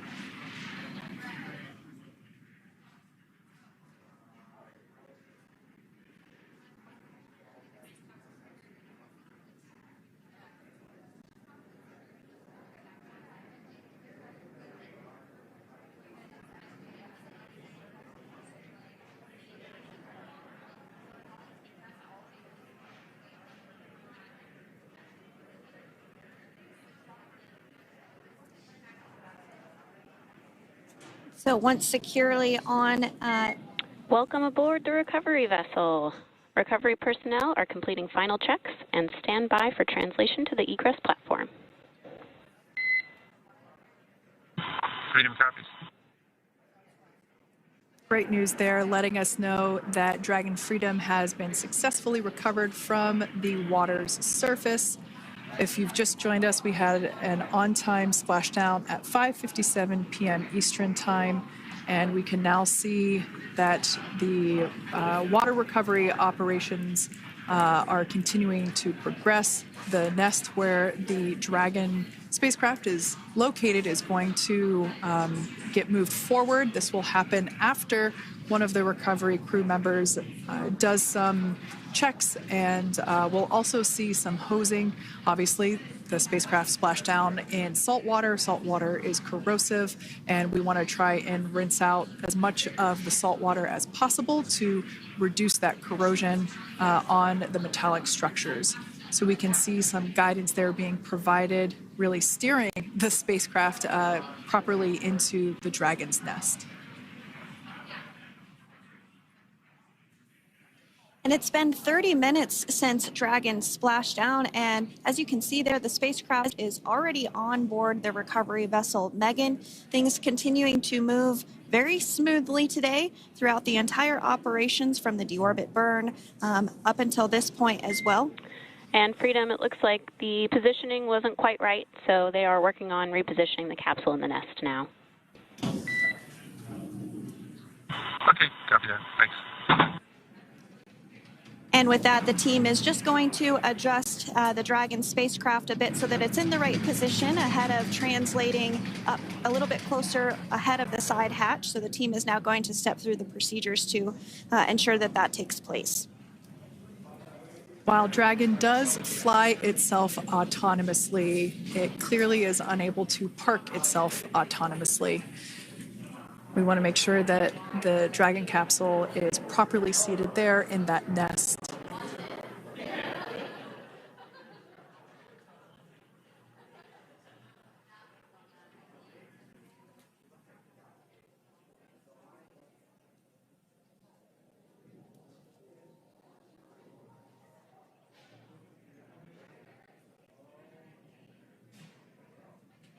Once Dragon is fully seated in the nest, we'll probably see a bunch of that salt water come out from the bucket there located underneath the side hatch. See some salt water splash out. As I mentioned before, one of the recovery team members will begin hosing down the exterior of the spacecraft.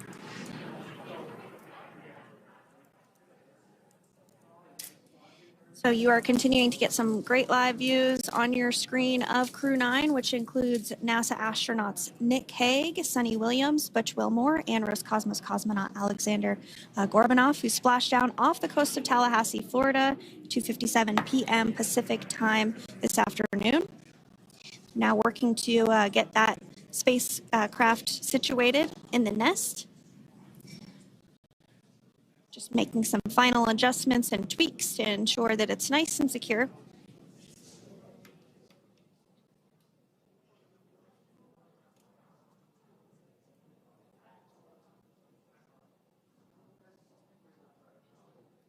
Once the spacecraft is seated and secured and oriented correctly in the nest, Dragon will be moved into the hangar located underneath that helipad that we saw earlier from the aerial views during recovery.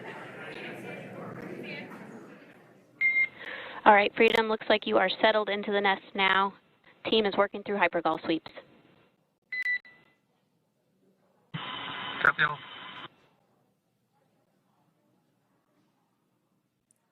Call out there telling us that the recovery team is doing the second round of those hypergolic sweeps. This helps ensure that everyone, all the recovery team members that are located basically right where this camera is located on, towards the forward end of the recovery vessel, that they will all be safe once the spacecraft is translated forward.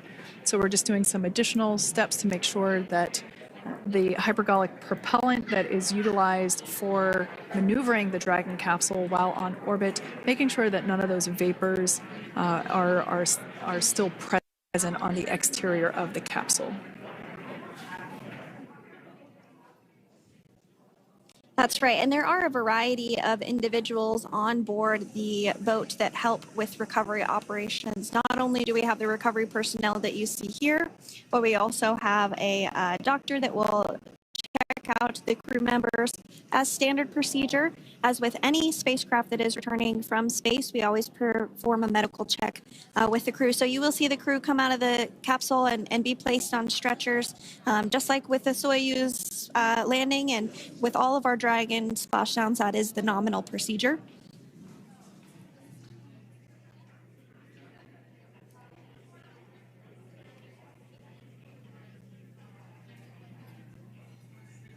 We'll stand by to see Dragon Freedom translate or scooch up a little bit closer to the camera angle that we're seeing right here.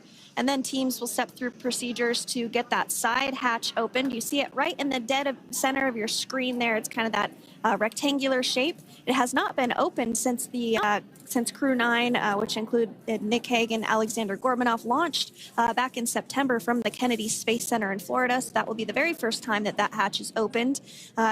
Once docked to the International Space Station, crew enter through the top hatch, which was where the nose cone is now closed. That's the hatch that they actually utilize to go ahead and get inside the International Space Station.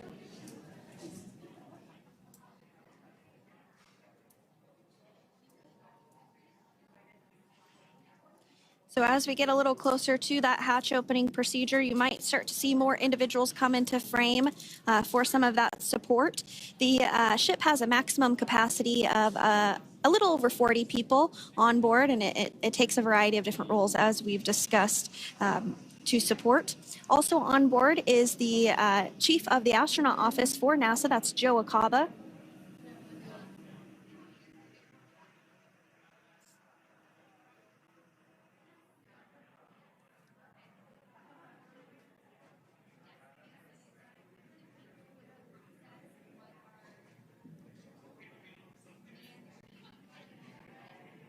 Now, while we are standing by for translation of the Dragon spacecraft to the platform there, the recovery platform that we see in the foreground, it is important to note that Nick, Sunny, Butch, and Alexander will be getting assistance from the recovery teams while exiting the spacecraft. This is the same process for any returning long-duration crew members. As you could imagine, returning to a gravity environment can wreak havoc on our vestibular system, which is responsible for maintaining balance and motion. Of course, safety is our #1 priority with this operation, so we'll see the crew members helped out of the spacecraft one by one, and they will be assisted the few feet to the medical quarters aboard the boat. And on board Dragon are 3 veterans space flyers. That includes Nick Hague, the commander, as well as Butch Wilmore and Sunny Williams. Alexander Gorbanov is completing his very first space flight on this mission, and he completed 171 days in space along with Nick Hague.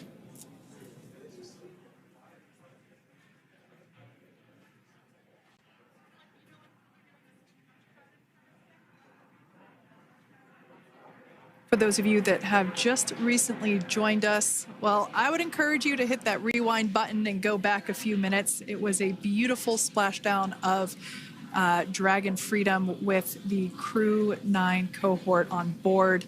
They had an on-time splashdown at 5:57 p.m. Eastern Time, 2:57 p.m. Pacific Time. We can see that the spacecraft... Freedom translation is in progress. Copy, and seal it. We can see that spacecraft was successfully recovered from the ocean surface and is now being washed with fresh water, as obviously they splashed down in salt water. So we're trying to rinse off as much of that salt water as possible. And we can see the spacecraft continuing to move closer and closer to that recovery deck. Freedom, the crew is working on side hatch opening now. Expect hatch open in about 2 minutes. Okay, copy that. And Kira, just wanted to say that you guys, you and the team did an awesome job, both uphill and downhill. just really, really impressed. Thank you. Thanks, Nick. It's been an honor. This is a pretty exciting moment coming up. We are working to open the side hatch. One thing that may not be obvious from, just looking at the spacecraft here is that this side hatch that we're about to open, the last time it was open was when this spacecraft was at the launch pad. This side hatch is what is used for initial capsule ingress and final capsule egress, but all comings and goings from the spacecraft while it is on board the space station are from the forward hatch, which is located at the top of the spacecraft under that nose cone. So this is a pretty exciting moment because it will be the crew's first breath of fresh air since boarding their ships at the start of their journeys last year. And the very first person that will have the opportunity to say hello to the crew once that hatch is open is a SpaceX medical recovery personnel representative. Then we'll see procedures take place to remove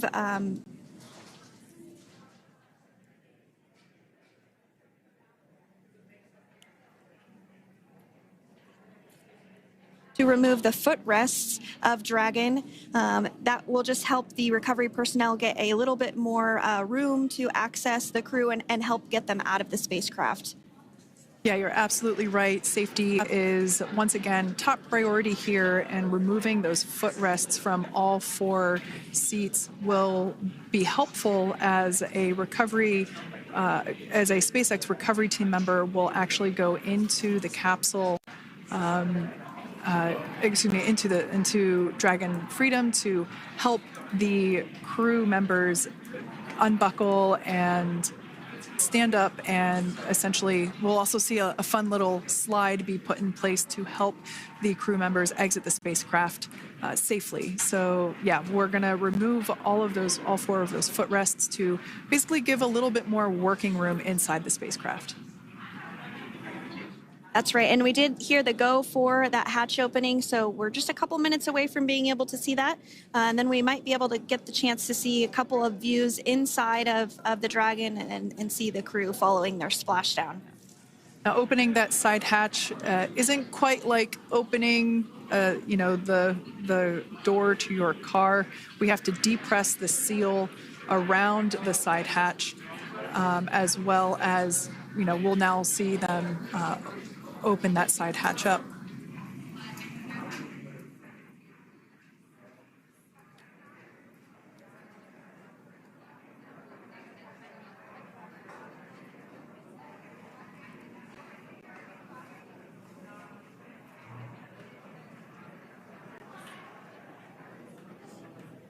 And there you have it. The side hatch is open for the first time since September.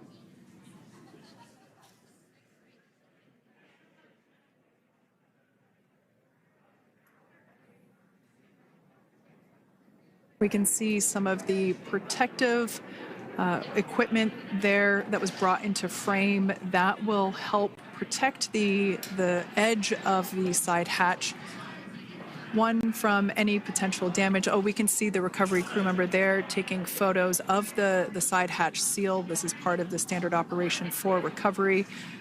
These photos will get saved into our procedure. We'll then install that protective frame around the side hatch. This helps to ensure that the side hatch itself, the edges of it, incur no damage while crew members are coming out from the spacecraft.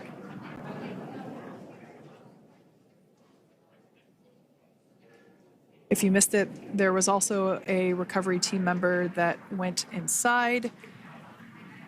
So there are now 5 people on board the Dragon spacecraft.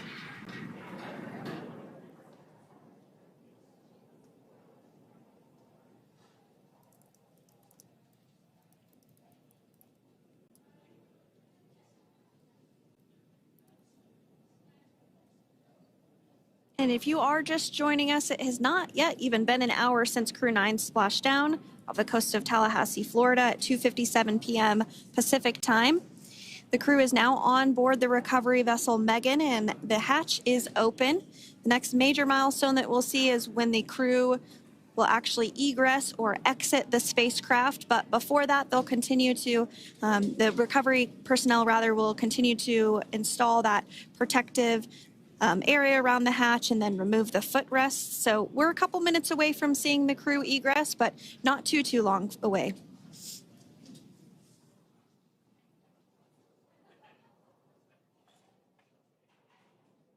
We'll probably see those footrests being handed out here in the near future, as I mentioned before. Oh, of course, we got to get a well-documented photo of the moment. Although we can't see it from here, I'm pretty sure there are 4 smiles on board right now. And we did hear that report out from the commander, Nick Hague, following splashdown, that there were four smiles as far as he could see. Yeah, capsule full of grins. Now, generally speaking, and there we do see Crew 9, some happy waves, smiles all around back on Earth.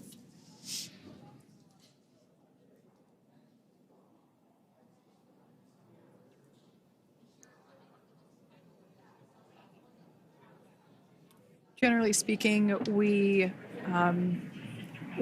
have the individuals in the 2 center seats of the spacecraft exit first.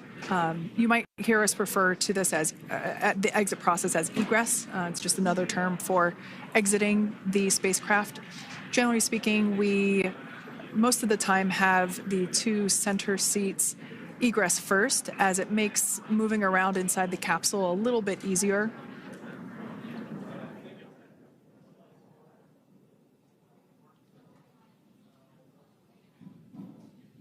We can see the tablets that were previously located on the upper leg of the crew members. We can see those being handed out to the recovery team. Those were taken off prior to the entry phase, to spacecraft reentry. Those had to be stored and secured prior to dynamic operations.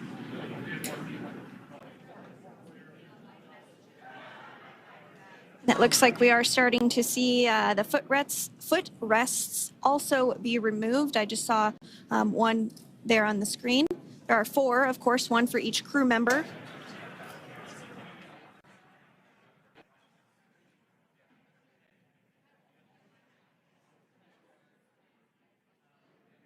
Those footrests are made out of carbon fiber and are actually sized appropriately for each crew member, as everybody has different measurements and different leg lengths. Same goes for the armrests and the bucket length of each seat. We size those appropriately for the crew members and to ensure their comfort and safety. I believe we just saw the little ramp that is used to help slide the crew members out from inside the spacecraft. And once the crew does exit Dragon Freedom, they will be placed on to a stretcher to go to a medical bay for medical checkouts. This is standard procedure for all Dragon spacecraft flights that splash down crewed, as well as for our Soyuz spacecraft that land in Kazakhstan.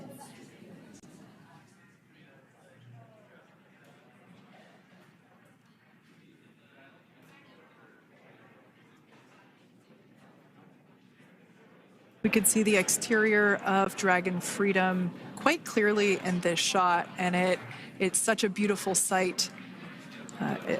I personally prefer the capsule when it has some of that charring from atmospheric reentry. It is the signature sign of a capsule that has returned to Earth.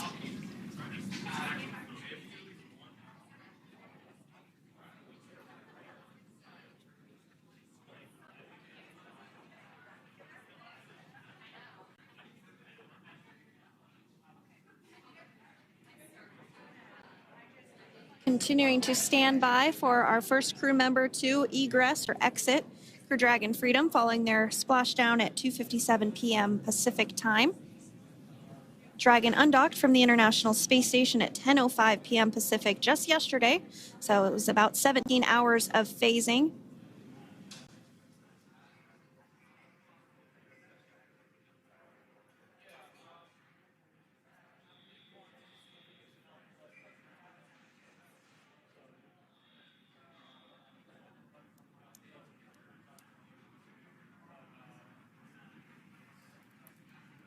And while on board the International Space Station, Crew 9 contributed to 900 hours of science, over 150 research experiments and investigations, making great use of the microgravity lab of the International Space Station, which celebrates 25 years of continuous human presence this November.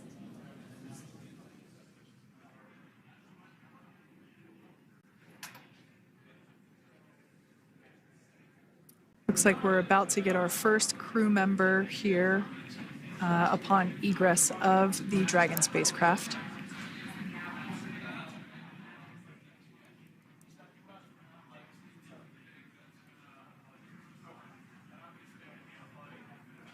So we are standing by for that egress. Outside of Dragon, you do see one of those stretchers. This is the expected procedure as the crew will be taken to medical facilities following their exit from Dragon.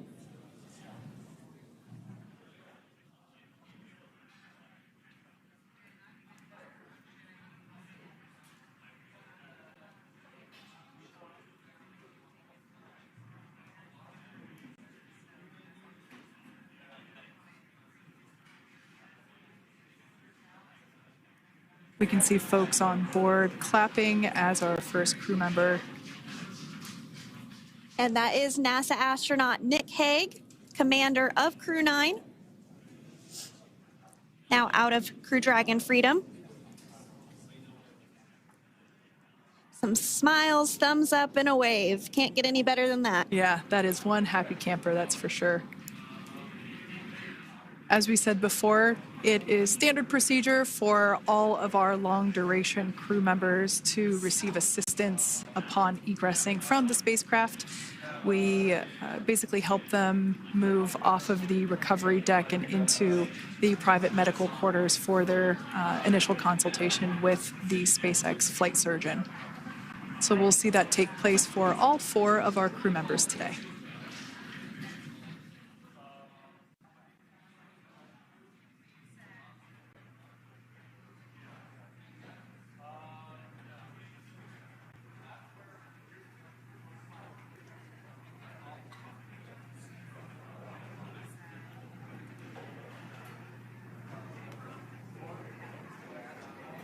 And we are standing by for the next crew member to exit Freedom.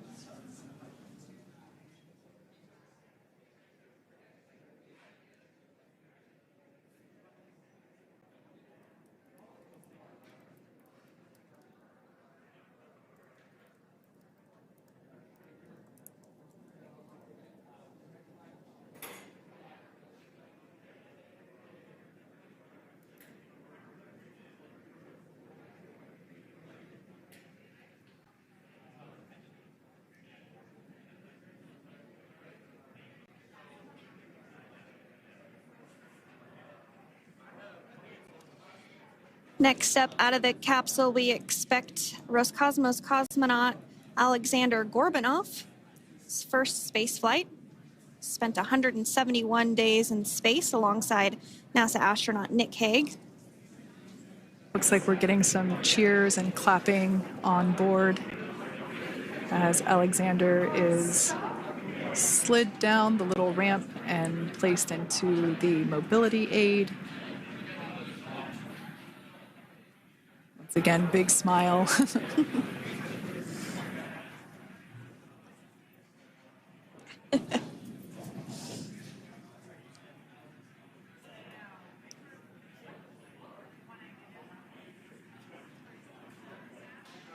Now, the 2 crew members remaining in Dragon are NASA astronauts Sunny Williams and Butch Wilmore. They completed 286 days in space. One of the remaining footrests being removed from the Dragon spacecraft.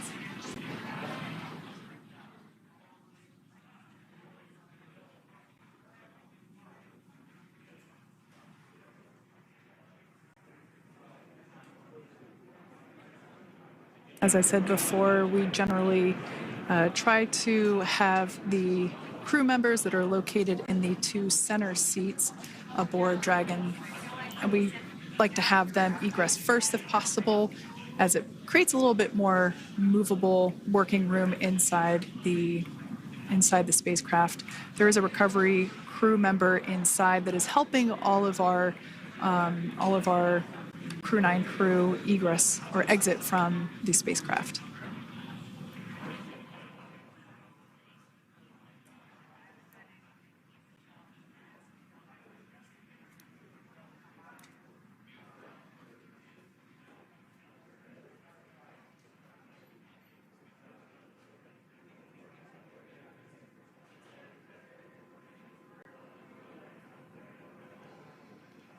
We are standing by for the next crew member to egress or exit Crew Dragon Freedom following the splashdown not even an hour ago at 2:57 p.m. Pacific time.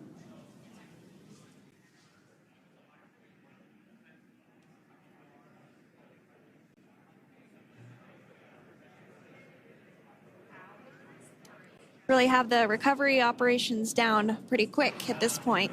Yeah, it's pretty incredible to think that, just 5 years ago when we were doing the initial demonstration missions of the Dragon for Crew Dragon, that now we're under about 30 minutes for, to retrieve the spacecraft from the water, and just several minutes here while it's been on board and to get everyone, really to get that side hatch open.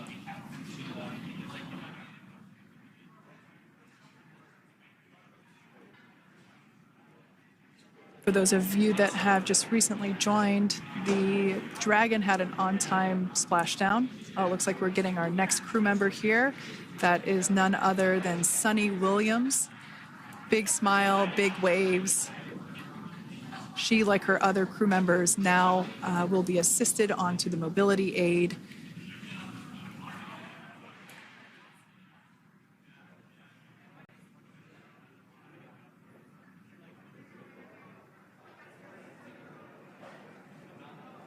There we have it, some waves, some thumbs up, and some smiles. Definitely seems to be a theme among all recovery operations. Absolutely. And of course, that leaves NASA astronaut Butch Wilmore inside Dragon in seat 4.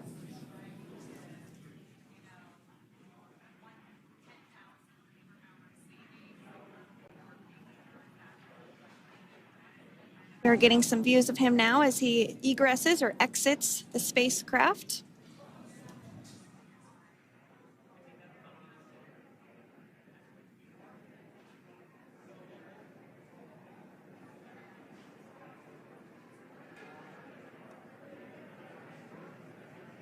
Once again, some elation and cheers there from Butch Wilmore.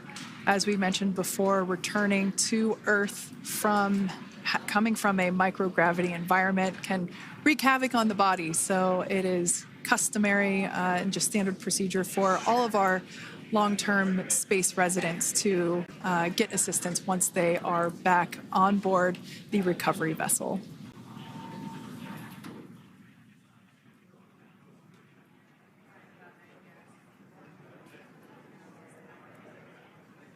Well, now that Nick, Butch, Sunny, and Alexander are safely back home on Earth and getting checked out by the NASA medical team, we're going to wrap up our live coverage of their return. The Crew 9 mission began a little differently than usual since Butch Wilmore and Sonny Williams were already aboard the space station when Nick Hague and Alexander Gorbunoff arrived on the Crew 9 spacecraft in September. Having arrived as the crew flight test crew for Starliner, Wilmore and Williams were fully incorporated into the space station's Expedition 72 team and began research and other work aboard the station along with the other crew members. Williams commanded the orbiting laboratory for much of the expedition. After a successful liftoff and separation from Falcon 9, Nick and Alexander made a short flight on board Dragon to the International Space Station. Veterans of long-duration space station missions, both Williams and Wilmore conducted spacewalks during their 9 months in space. Like all crews on the station, Crew 9 had the ability to leave at any point had there been an emergency. With their full-duration mission coming to an end, the crew began packing up their personal items for their return to Earth about a week ago and worked through tasks and shared lessons learned with Crew 10 teams as they arrived a few days ago. Their journey home began about 17 hours ago when they closed the forward hatch to Dragon and undocked from the space station at 10:05 p.m. Pacific, 1:05 a.m. Eastern. After 4 successful departure burns and a phasing burn to line up their orbit, Nick, Butch, Sonny, and Alexander rested for a few hours before waking up to prepare for re-entry this morning. We jettisoned Dragon's trunk and performed our final on-orbit maneuver, the approximately 7.5-minute-long deorbit burn, and that occurred at 2:11 p.m. Pacific, 5:11 p.m. Eastern Time. And that sent Dragon on its path home.